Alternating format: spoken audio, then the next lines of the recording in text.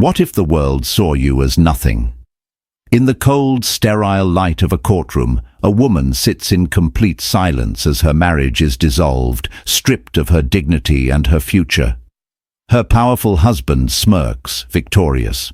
She walks away with nothing but the clothes on her back, a ghost in her own life. But what if that silence wasn't weakness? What if it was the quiet before a storm? Days later, a single announcement sends shockwaves through the elite world. This same forgotten woman is now the sole heiress to an unimaginable fortune. This isn't a fairy tale. It's a story of devastating betrayal, hidden motives, and the terrifying, exhilarating journey of a woman reclaiming her power. The courtroom was a study in beige and muted browns, a deliberate color palette designed to leach emotion from human tragedy. It smelled of old paper and the faint, antiseptic tang of cleaning fluid.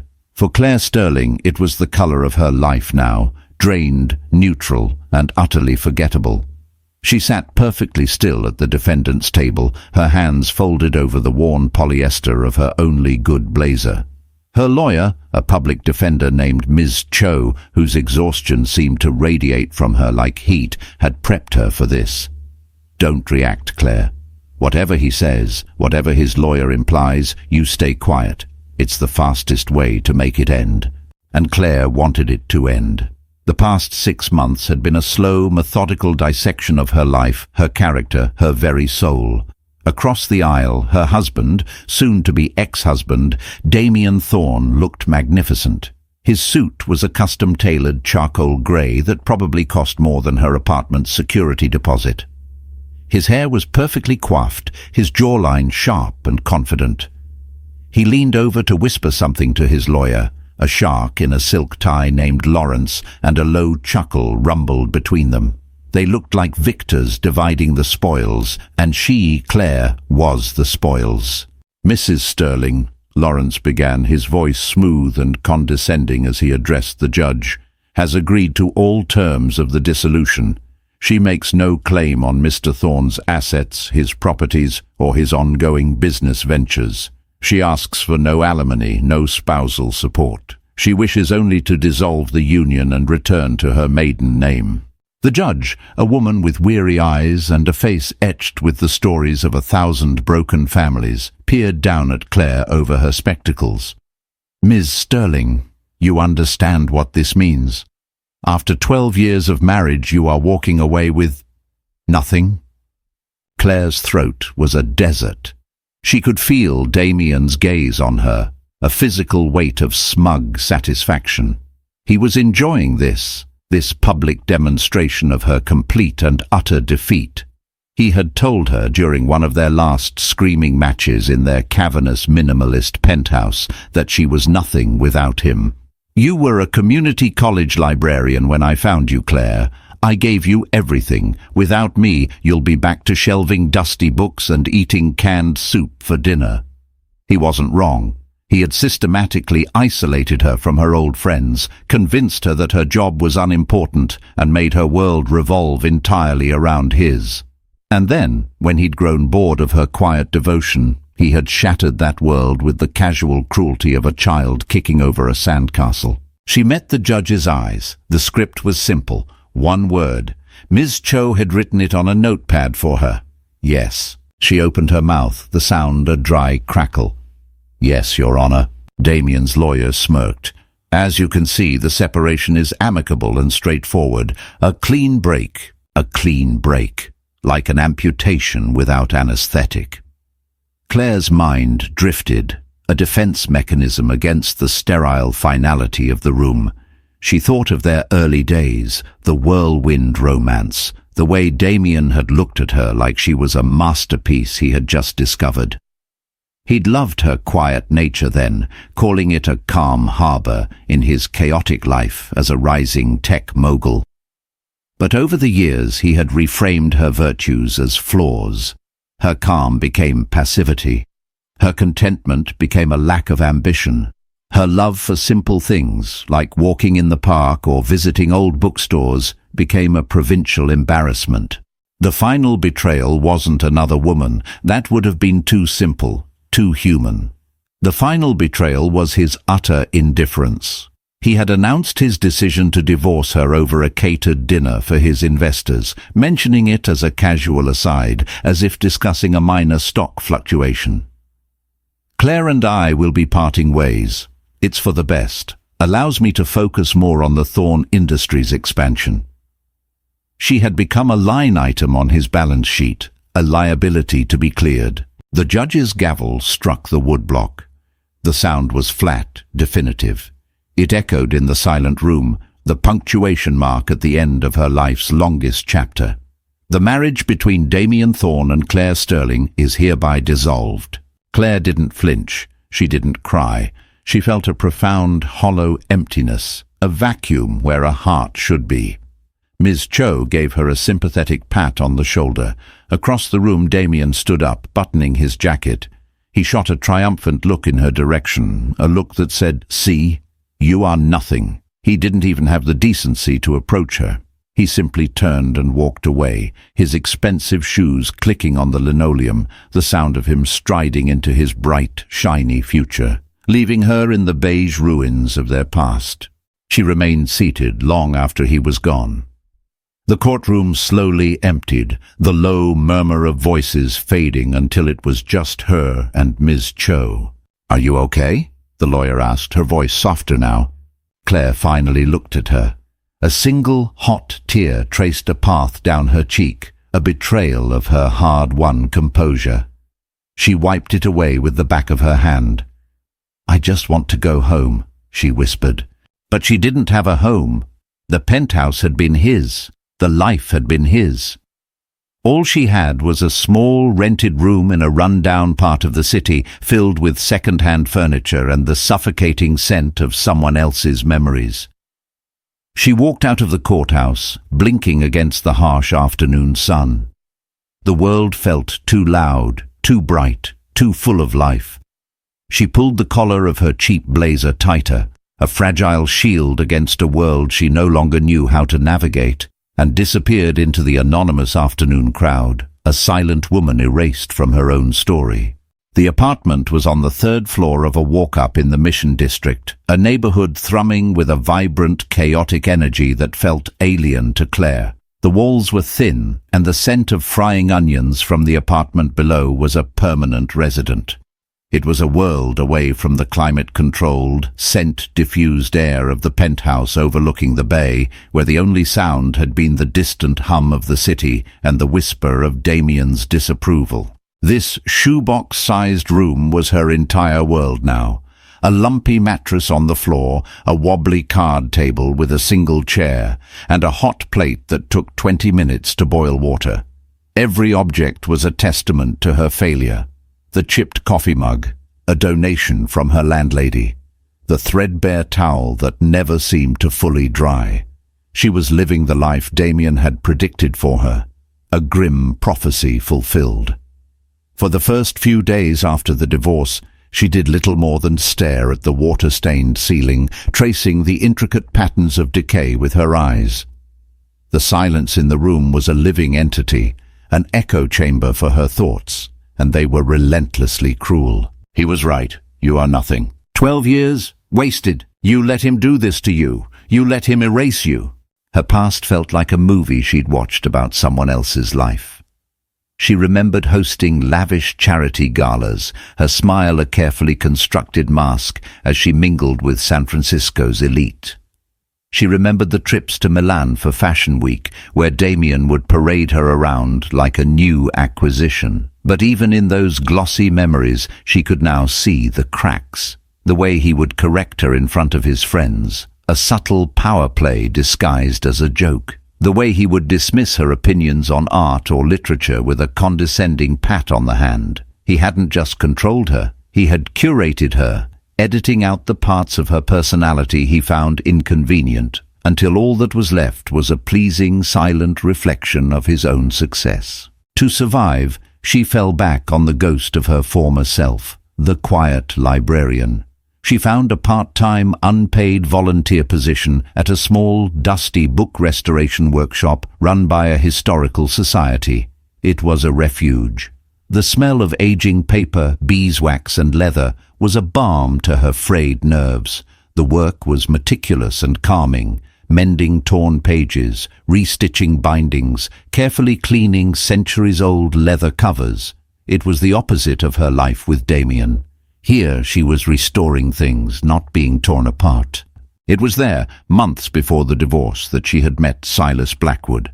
He wasn't a volunteer, just a frequent visitor, a tall, stooped man with kind, watery blue eyes and hands gnarled with age.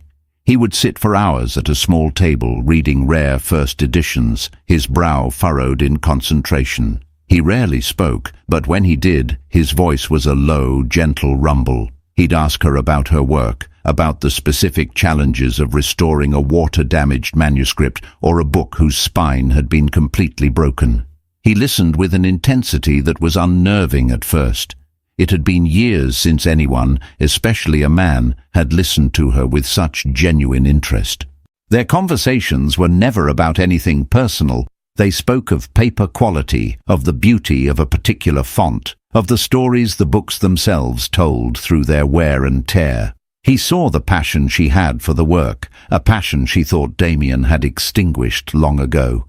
"You have a gentle touch," he'd told her one afternoon, watching her carefully apply adhesive to a detached page.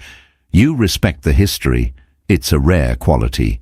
His simple compliment had felt like a lifeline. He saw her, the real her, not the polished wife of Damien Thorne. When she stopped showing up at the workshop after Damien filed for divorce, she assumed he had simply forgotten about her, another quiet passerby in his long life. One Tuesday evening, 2 weeks after the gavel had fallen, her cheap pay-as-you-go phone buzzed on the card table. The number was unfamiliar, a downtown San Francisco area code. She ignored it. It buzzed again, and again. With a sigh, she answered, expecting a telemarketer. "Is this Ms. Claire Sterling?" a man's voice asked. It was formal, crisp. "Yes," she said, her own voice raspy from disuse. "My name is Arthur Abernathy. I am the executor of the estate of the late Silas Blackwood. I am calling to request an urgent meeting with you at your earliest convenience." The name hit her like a physical blow. Silas. Dead. She felt a pang of genuine sorrow. The kind old man from the bookshop was gone. I'm sorry to hear that," she stammered. "But I think you have the wrong person. I barely knew Mr. Blackwood." There was a pause on the other end of the line, followed by the dry rustle of paper. "Miss Sterling," Mr. Abernathy said, his tone unwavering. "According to the legal document in my possession, signed by Mr. Blackwood 1 month ago, you knew him well enough. He has named you as the sole beneficiary of his entire estate. I believe it is imperative that we meet." Claire's mind went blank. It felt like a cruel prank, a crossed wire, a case of mistaken identity. Sole beneficiary, that's impossible. He must have family, friends. I was just the volunteer at the book bindery. "He had no living relatives," the lawyer replied patiently. "And as for his friends, it seems he considered you the most significant of them all. Our office is on Montgomery Street. Would tomorrow at 10 a.m. be suitable?" Claire sank onto her lumpy mattress, the phone feeling slick in her suddenly sweaty palm. The room, with its stained ceiling and the smell of onions, seemed to tilt on its axis. Nothing made sense. The world she knew, the small, broken world she had just started to accept, had just been fractured by a voice on the phone and a name from the past. Her echo chamber had been shattered, and in its place was a ringing, deafening question. Why? The law offices of Abernathy, Cole and Finch were located in a historic building in the financial district, a temple of old money and quiet power. The lobby was a hushed space of dark mahogany, polished brass, and the scent of lemon oil. It was a world Claire had once inhabited as a guest, always on Damien's arm, but entering it alone, dressed in her best second-hand clothes, she felt like an imposter. Her worn flats made no sound on the thick Persian rug as she was led to Mr. Abernathy's office. Arthur Abernathy was exactly as his voice had suggested, a man in his late 60s with a mane of silver hair, a crisp suit and an air of unimpeachable gravitas. His office overlooked the city, but the blinds were partially drawn, casting the room in a somber, respectful light. He stood as she entered, gesturing to a plush leather armchair that probably cost more than her entire wardrobe. "Ms. Sterling, thank you for coming on such short notice," he said, his eyes kind but professionally distant. "Mr. Abernathy," she replied, her voice barely a whisper, "I'm still convinced there's been a terrible mistake." He sat down behind his immense desk, a surface so clean and organized it seemed less like a workspace and more like a museum exhibit. He folded his hands. "I assure you, there is no mistake. Silas was a client of mine for over 40 years. He was meticulous in all things, especially his final wishes. He was also a very private man. His circle was exceedingly small." Claire's mind was racing. Private? She had assumed Silas was just a lonely old bibliophile. The idea that he was a man of means, let alone significant wealth, seemed preposterous. "But why me? We talked about books, that's all." Mr. Abernathy slid a thick, cream-colored envelope across the polished wood. Her name was written on the front in a spidery, elegant script she recognized instantly as Silas's. "He left this for you. He believed it would explain things better than I ever could." With trembling fingers, she took the letter and opened it. The paper was heavy, expensive. "My dear Claire," the letter began, "if you are reading this, then I have finally surrendered to time's relentless march. Do not mourn me. I have lived a long and, for the most part, contented life. I am writing to you because, in the final years of that life, your quiet presence became a source of unexpected joy. You will no doubt be shocked by the contents of my will. People will call you a schemer, a gold digger. They will not understand. Let them talk. Their opinions are the rustling of dry leaves in the wind, meaningless. I did not accumulate my fortune. I inherited it, much as you are about to. It was built by my father, a man who believed that money was a fortress. He lived his life within its walls, and it was a lonely existence. For many years, I did the same. I watched the world from a distance, becoming a spectator in my own life. I collected things, companies, properties, art, and of course books. But I never truly connected with people.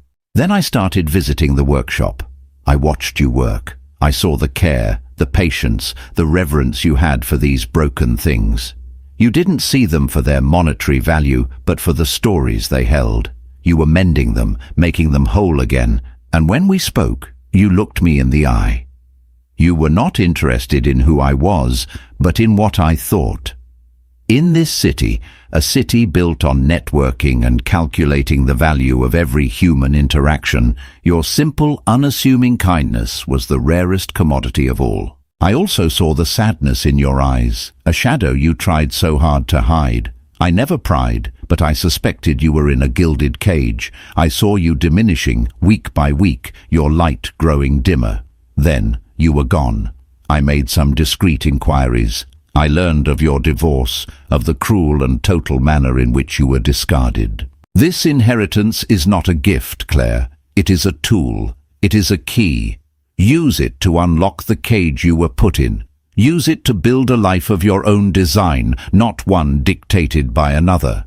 Use it to restore what was broken, not just old books, but your own spirit. Be well, be free. Your friend, Silas Blackwood. Claire finished the letter, tears blurring the final words. The letter was a revelation, a validation she didn't know she desperately needed. Someone had seen her, someone had understood. The hollow space inside her chest ached with a mixture of profound grief and overwhelming gratitude. He was, she trailed off, unable to find the words. He was a keen observer of character, Mr. Abernathy finished for her, his voice gentle. He pushed a second document towards her. It was the will. She scanned the legalese, the formal jargon, but the numbers were impossible to ignore. Stocks in blue-chip companies. Real estate holdings in San Francisco, New York, and London. a portfolio of art and rare books, and a liquid asset fund with a number so large it seemed typographical error. "The total value of the Blackwood estate," Mr. Abernathy said, his voice calm and steady, "is estimated to be in the region of $2.7 billion. The air rushed out of Claire's lungs. 2.7 billion. It wasn't a number, it was an alternate reality. The room began to spin. Her life as a divorced, destitute woman in a tiny apartment, the life of canned soup and threadbare towels, seemed to evaporate like a dream upon waking. But the feeling wasn't joy. It was vertigo. It was terror. This wasn't a tool. It was a mountain crashing down on top of her. I can't," she stammered, shaking her head, pushing the will away from her. "This is too much. I don't know how to manage any of this." "You won't have to do it alone," Mr. Abernathy assured her.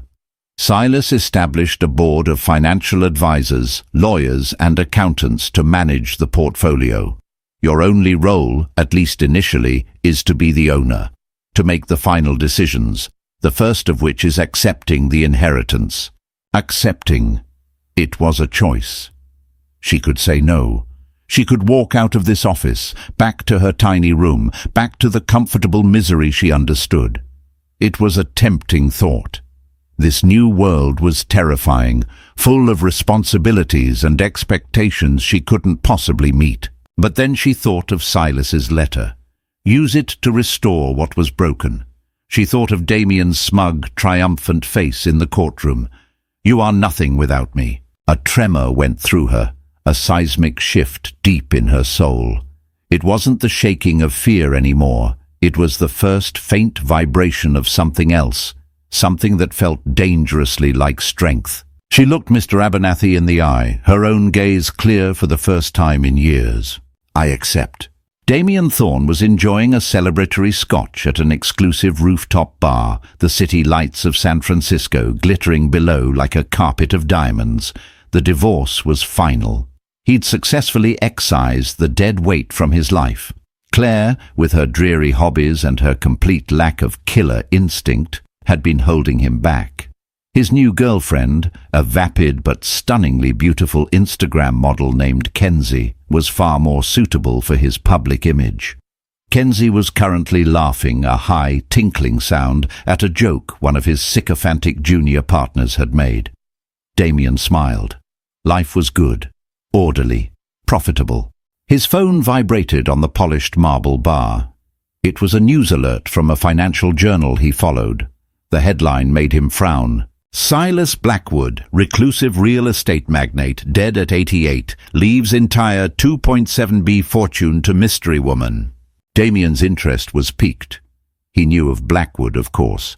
The man was a legend, an old-world titan who had built his empire in the shadows, never seeking the spotlight. A $2.7 billion inheritance was a seismic event in their world. He tapped the link, idly curious about which socialite or long-lost European royal had hit the jackpot. He scrolled through the article. It detailed Blackwood's major holdings, his legendary privacy, and then he saw the paragraph that made the expensive scotch turn to acid in his stomach. "The sole heir has been identified as Ms. Claire Sterling of San Francisco. Ms. Sterling, recently divorced from tech mogul Damien Thorne, is a former librarian with no known prior connection to Mr. Blackwood. Sources close to the estate's executor confirmed the validity of the will, calling it ironclad. The financial world is abuzz with speculation about the nature of their relationship. The glass nearly slipped from his hand. Claire, his Claire, the mousy, pathetic woman he had just cast aside for nothing. $2.7 billion. The sound of Kenzie's laughter suddenly grated on his ears like nails on a chalkboard. The glittering city lights seemed to mock him. He could feel a hot, volcanic rage building in his chest. It wasn't possible. It was a mistake, a typo. Claire didn't know anyone. She didn't do anything. How could she have possibly ensnared a man like Silas Blackwood? His mind, always calculating, began to spin. He'd underestimated her. While he thought she was quietly fading into oblivion, she must have been plotting this, playing the long game. The quiet librarian, the gentle volunteer, it must have all been an act. A brilliant, diabolical performance to seduce a lonely old billionaire. The audacity of it was almost impressive. But the admiration was quickly consumed by a possessive, blinding fury. That money should have been his, or at least it should have been in his orbit. If she had inherited it while they were married, it would have been a marital asset. He had divorced her 2 weeks too early. The irony was so bitter it made him want to scream. He abruptly stood up, grabbing his coat. "I have to go," he snapped, leaving Kenzie and his partners looking bewildered. He drove his McLaren through the city streets with reckless abandon, his knuckles white on the steering wheel. He went straight to her last known address, the pathetic little apartment in the Mission. He buzzed her number relentlessly, then pounded on the door. No answer. Of course not. She was probably already holed up in some 5-star hotel with her lawyer, laughing at him. Finally, he did what he had sworn he would never do again. He called her. It went to voicemail on the first ring. He called again and again. On the 5th try, she picked up. "Hello?" Her voice was different, still soft, but without the familiar tremor of fear he was used to hearing. "Claire, it's Damien." He tried to keep his voice level, but the rage was a physical pressure in his throat. There was a long pause. "I know." "What is this? What did you do?" he demanded. "I didn't do anything, Damien." "Don't lie to me," he roared, losing his composure. "You played me. You played all of us. This whole sad, pathetic act while you were cozying up to some decrepit old man, waiting for him to die. How could you be so deceitful?" The silence on the other end of the line was deafening. He expected her to cry, to stammer out a defense. That's what she always did. But the silence stretched on, filled only by his own heavy breathing. When she finally spoke, her voice was cold. It was a tone he had never heard from her before, and it sent an actual chill down his spine. "The man you're talking about was my friend. A kind, decent man who showed me more respect in a few casual conversations than you showed me in 12 years of marriage. This conversation is over." "Claire, don't you dare hang up on me," he snarled. "We need to talk about our future. This changes everything." "No, Damien," she said, and for the first time he heard the faint tremor again, but this time it wasn't fear. It was the controlled vibration of suppressed power. "It changes my future. You made it very clear that I am not a part of yours. You were right. It's a clean break." And then she hung up. Damien stared at his phone in stunned disbelief. She had hung up on him. Claire, the woman who used to apologize if he sighed too loudly. The woman who had sat silently in court and let him strip her of everything. The vulture had returned to the carcass, only to find that the carcass had gotten up, sprouted wings of gold, and flown away. And Damien Thorne, for the first time in his meticulously controlled life, had no idea what to do next. The hunt was on. The address Mr. Abernathy gave her was in Pacific Heights, a neighborhood of stately mansions and immaculate gardens perched high above the city. Claire took a taxi, feeling a growing sense of dread as the car climbed the steep, winding roads. She had expected a gaudy palace, a monument to a billionaire's ego.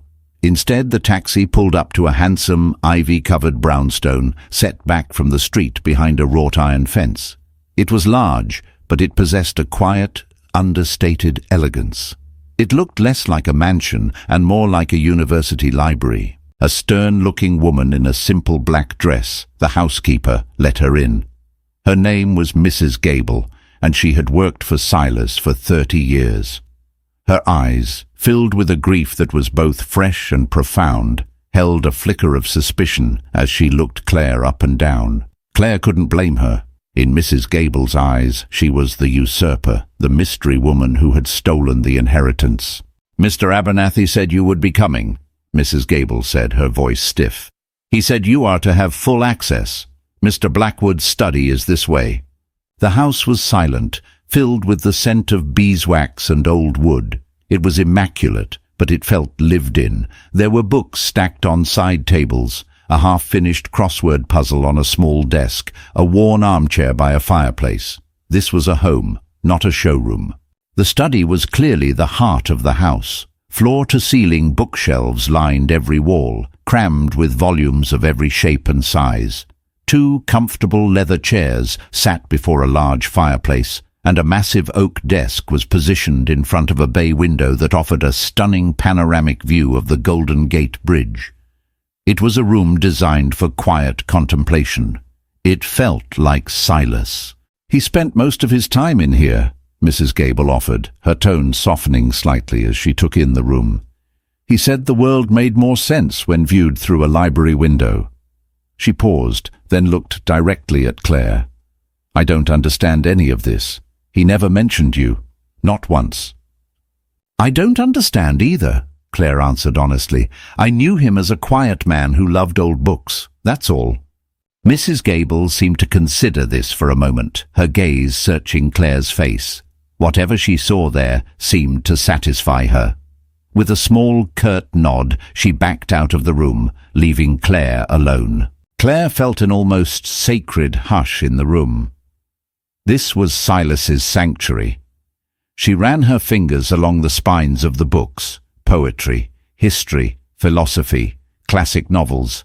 They were the books of a man who had sought to understand the world, not just to own it.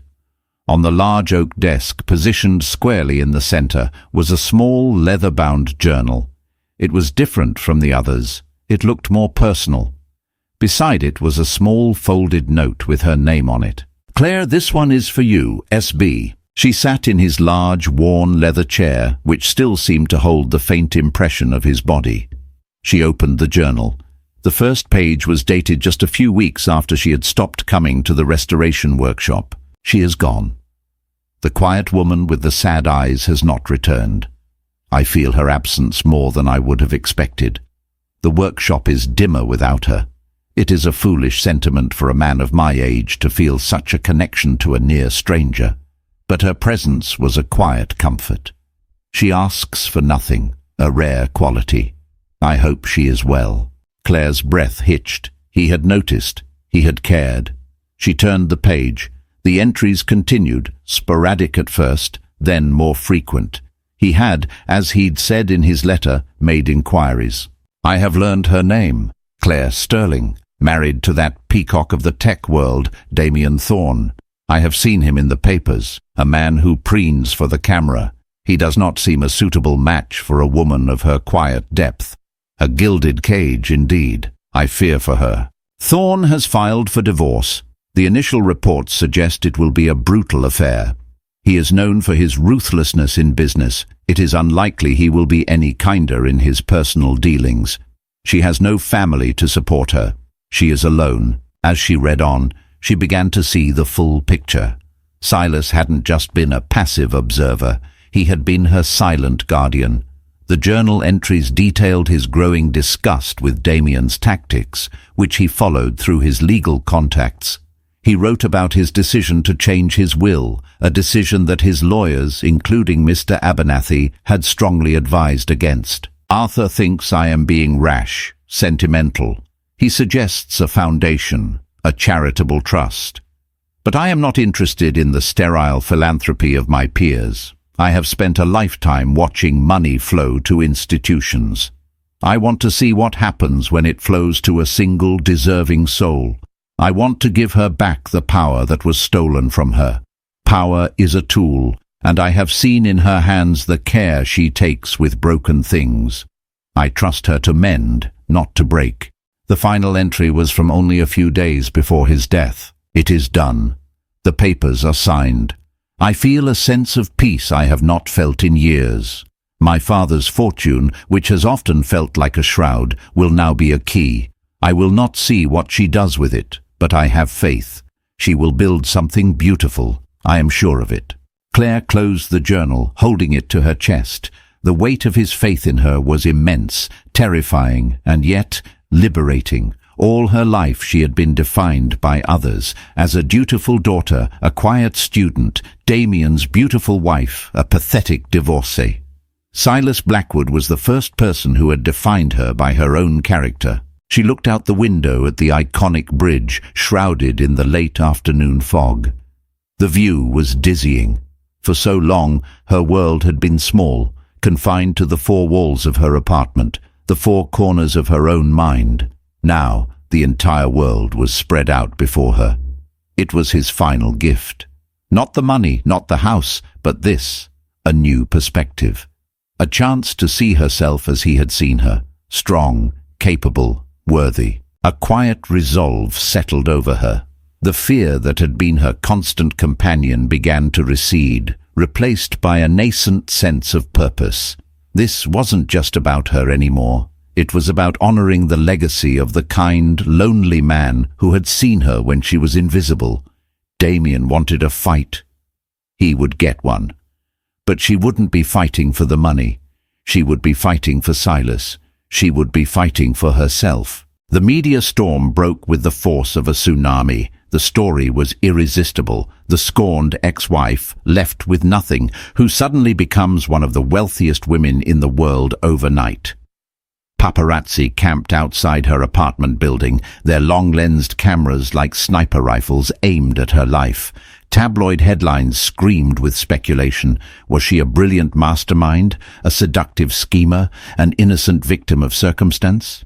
She became a blank canvas onto which the public projected all their fantasies about wealth, luck, and revenge. Claire, guided by Mr. Abernathy, moved into Silas's Pacific Heights home. The house, with its thick walls and gated privacy, became her fortress against the siege. Mr. Abernathy hired a security detail and a public relations firm to handle the deluge of media requests. Claire's life, once defined by its smallness, was now a corporate enterprise. Damien, true to form, did not stay quiet. He launched his own counter-offensive through the press. He gave a carefully worded interview to a prominent financial magazine, painting a picture of a troubled, manipulative woman. "I loved Claire deeply," he said, his face a mask of sorrowful sincerity. "But she was always searching for something more. I built a wonderful life for us, but it was never enough. She became withdrawn, secretive. This connection with Mr. Blackwood, it explains a lot. I feel betrayed, of course, but mostly I just feel sad for her. And frankly, I'm concerned. A woman of her fragile emotional state is not equipped to handle this kind of fortune. I see it as my duty, as someone who still cares for her, to ensure that Silas Blackwood's legacy is managed responsibly." It was a masterful performance. He was the concerned ex-husband, the noble victim. He was laying the groundwork for his real attack. A week later, Mr. Abernathy called her into the study. He held a sheaf of legal documents, his expression grim. "He's filed a lawsuit," Mr. Abernathy said, his voice clipped with disdain. "He's contesting the will." Claire's heart sank. "On what grounds?" "Flimsy ones. He's claiming that you exerted undue influence over Mr. Blackwood. Furthermore, he's petitioning the court to have a significant portion of the estate placed into a trust, which he, of course, would benevolently oversee. His argument is that since your alleged relationship with Blackwood began during your marriage to him, the inheritance is a direct result of opportunities afforded to you as his wife, and is therefore, in essence, a marital asset he is entitled to." The audacity of it was breathtaking. He was trying to claim ownership of her friendship with Silas, a friendship that had only flourished because she was seeking refuge from him. The old Claire would have crumbled. The old Claire would have been terrified of another court battle, another public humiliation. But as she sat in Silas's chair, surrounded by his books and his quiet strength, she felt a cold anger solidify within her. "He will not touch Silas's legacy," she said, her voice low and steady. "He will not tarnish his name to satisfy his own greed. We fight him, with everything we have." Mr. Abernathy allowed himself a small, approving smile. "Excellent. I have already assembled the best litigation team in the state. Mr. Thorne has mistaken your quiet nature for weakness. It is a mistake he will come to regret." The battle began. It was a war waged not with weapons, but with depositions, motions, and character assassinations. Damien's lawyers were ruthless. They subpoenaed her financial records from before the inheritance, revealing her poverty. They deposed the volunteers at the book bindery, trying to twist her quiet friendship with Silas into something sordid and transactional. They painted her as a predator who had targeted a vulnerable old man. Claire, however, was no longer the silent woman in the courtroom. Flanked by her own formidable legal team, she faced the depositions with a calm dignity that infuriated Damien's lawyers. "Miss Sterling, isn't it true you were deeply in debt when you met Mr. Blackwood?" one of them asked during a grueling 7-hour session. "I had very little money, yes," Claire replied calmly. "My ex-husband left me with nothing." "And you saw an opportunity, did you not? A lonely old man with billions of dollars." Claire met his gaze without flinching. "I saw a kind soul who loved books. We discussed 18th century binding techniques and the poetry of John Keats. His finances were never mentioned. I didn't even know he had any." Her sincerity was her best defense. It was impossible to fake the genuine affection and respect she had for Silas. Every attempt Damien's team made to paint her as a schemer was undercut by her steadfast, dignified testimony. But the fight was taking its toll. The constant scrutiny, the endless legal maneuvering, the public nature of the battle. It was exhausting. One evening, feeling overwhelmed, she retreated to the study with Silas's personal journal. She read his words again, searching for guidance. "Power is a tool. I trust her to mend, not to break." She realized then that she had been playing defense. She had been reacting to Damien's attacks, trying to protect Silas's memory and her own character. But that wasn't enough. Silas hadn't given her this power just to build walls. He had given it to her to build a new life.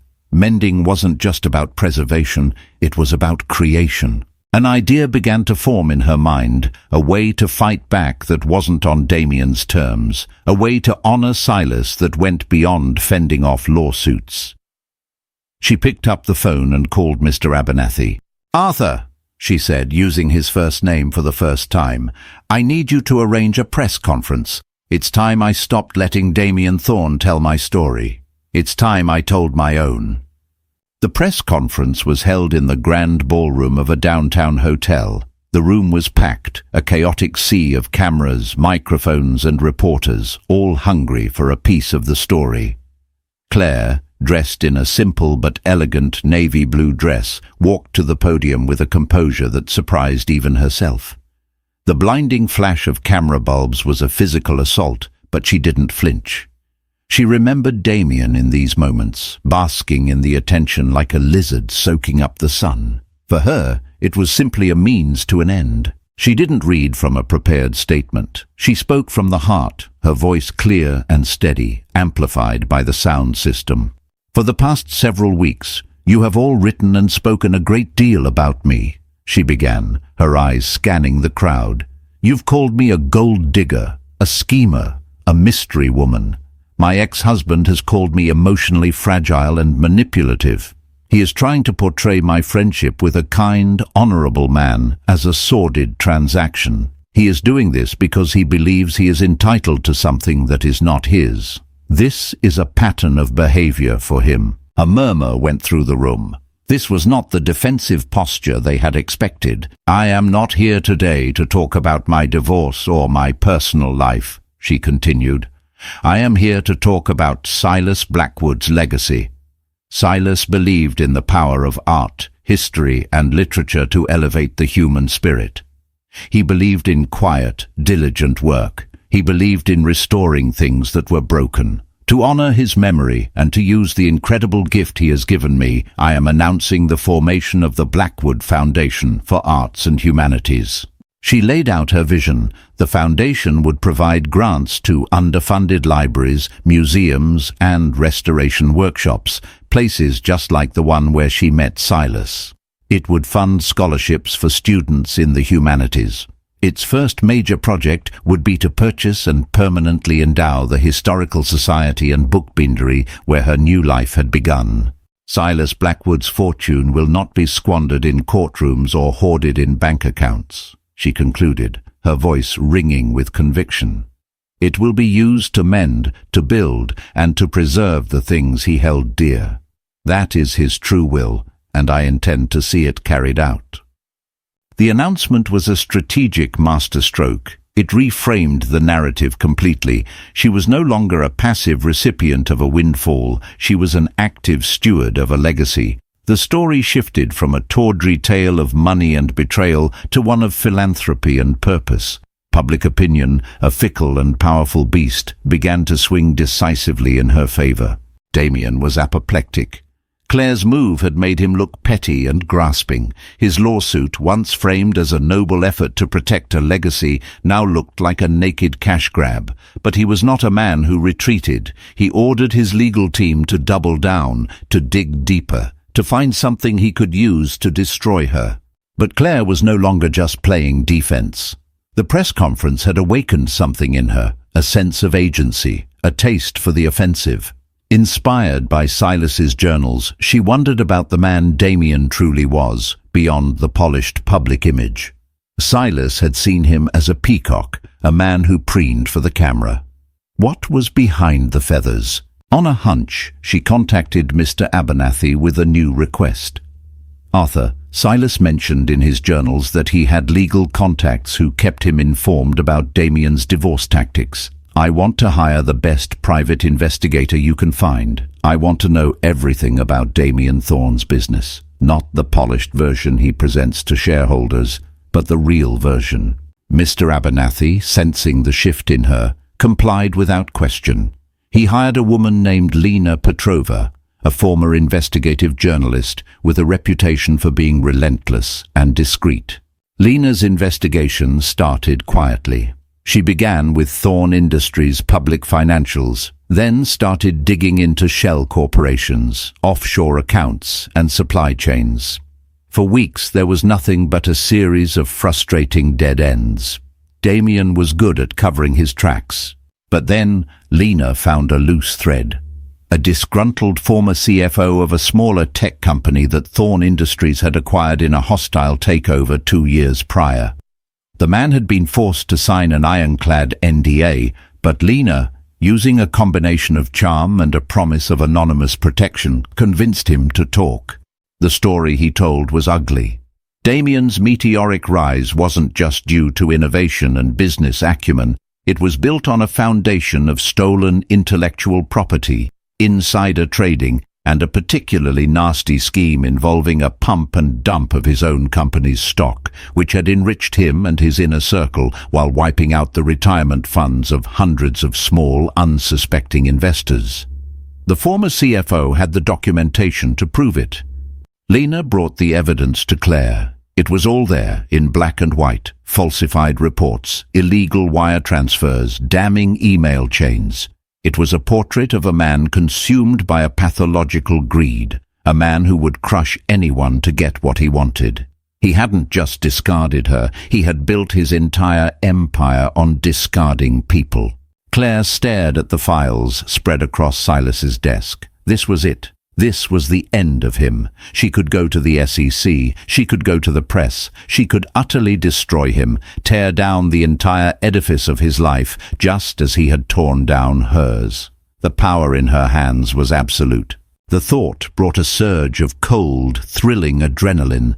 Revenge. It was a tempting, intoxicating poison. She could picture his face, the smug confidence wiped away, replaced by panic and fear. It was everything she had dreamed of in her darkest moments in that lonely little apartment. But then she looked around the study, at the books filled with centuries of human wisdom and folly. She thought of Silas's words, "I trust her to mend, not to break." To release this information would be an act of demolition. It would be an explosion, and explosions leave rubble, hurting the innocent as well as the guilty. The employees of Thorne Industries. The market itself. It would be a messy, destructive act.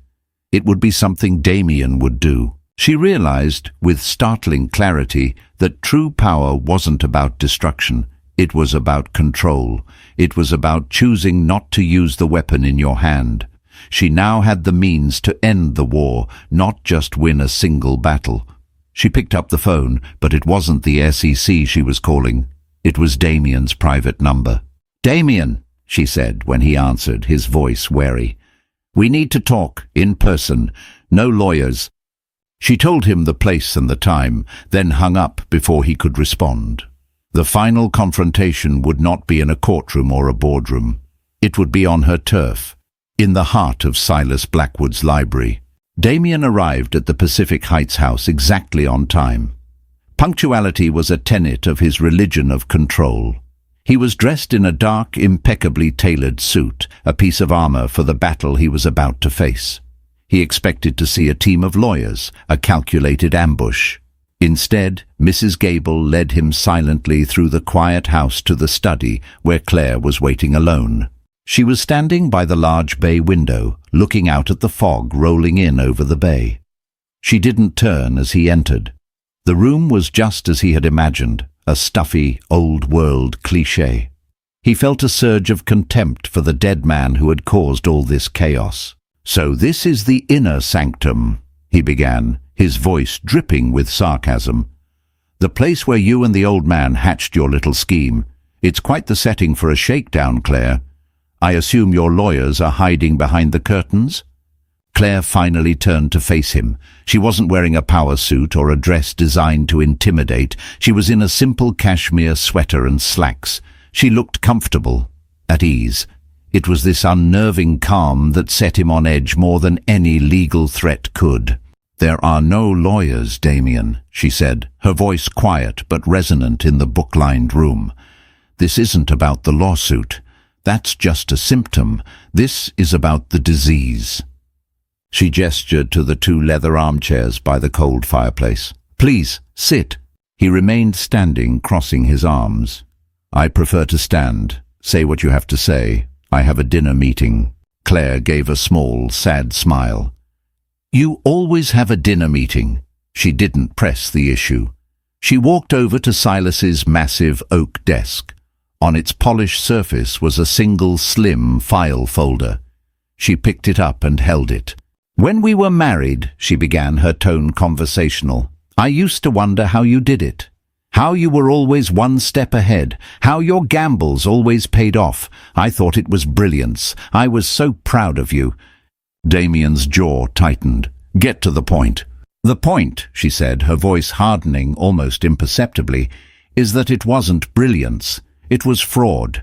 She opened the folder. She didn't show it to him. She just began to speak, her voice calm and methodical. She detailed the hostile takeover of a company called Arian Systems. She named the former CFO. She quoted dates and figures related to the insider trading that preceded the acquisition. She mentioned offshore accounts in the Cayman Islands. She spoke of the illegal stock manipulation scheme, even naming two of the small-time investors whose life savings had been wiped out. She recited the facts without malice, like a historian recounting a series of unfortunate events. With every word, another layer of Damien's armor peeled away. His confident posture began to stiffen. The color drained from his face. His carefully constructed world was being dismantled, piece by piece, by the quiet, methodical voice of the woman he had called nothing. "How?" he finally choked out, the single word a croak of disbelief. "How do you know this?" "You underestimated me, Damien," she said simply. "You always did. You thought my world was small. You thought my interests were trivial. You never considered that I might learn to use the tools you understand: money, information, power. Silas gave me the resources, but you gave me the motivation." She closed the folder and placed it back on the desk. "This file contains everything. The documentation, the bank records, the sworn testimony. Copies have been made, of course. They are in very safe hands." He stared at the folder as if it were a venomous snake. The silence in the room was thick with his unraveling. His mind, usually so quick and decisive, was a maelstrom of panic. SEC investigations, jail time, the end of his empire, the end of him. "What do you want?" he finally whispered, his voice stripped of all its arrogance. It was the voice of a cornered animal. "Money? You already have all the money in the world. This was the moment, the climax of it all. She could lay out her terms of surrender. She could demand a public apology. She could force him to his knees. But looking at him now, seeing the pathetic, terrified man behind the facade of the Titan, she felt nothing but a profound, weary pity. Revenge was a hollow victory. "Want?" she repeated softly. "I don't want anything from you, Damien. That's the entire point. I am finally free of wanting anything from you." She walked back to the window, turning her back on him. "Tomorrow morning, I want to see a letter of dismissal for your lawsuit on Mr. Abernathy's desk. You will drop all claims against Silas Blackwood's estate. You will never speak my name or his name in public again. You will walk away, and you will disappear from my life forever." "And if I don't?" he asked, a desperate flicker of his old defiance.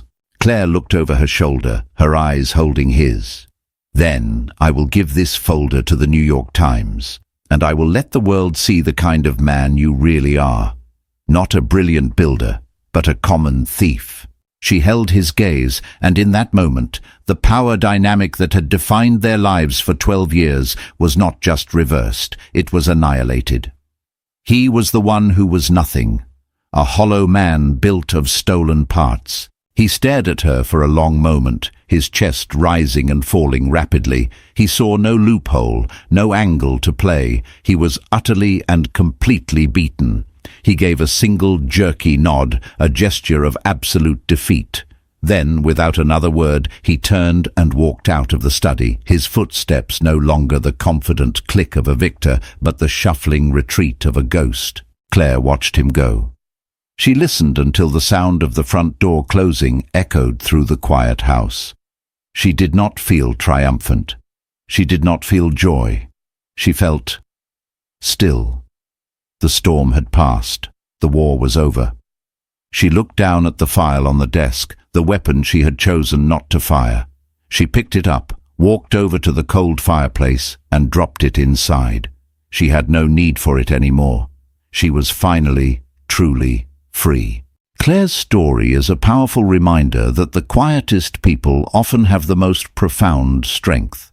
She went from being a ghost in her own life to the architect of a lasting legacy, not through vengeance, but through dignity and purpose. She found that true power isn't about destroying your enemies, but about having the strength to build something beautiful in the ruins they left behind. Her journey from silence to significance is one of betrayal, incredible resilience, and ultimately redemption. If Claire's story resonated with you, and if you believe in the power of the human spirit to overcome adversity, please take a moment to hit the like button. Share this video with someone who might need to hear a story of hope and strength. And of course, subscribe to our channel for more deep dive stories like this one. What did you think of Claire's final decision? Let us know in the comments below. We love hearing from you. Thanks for watching.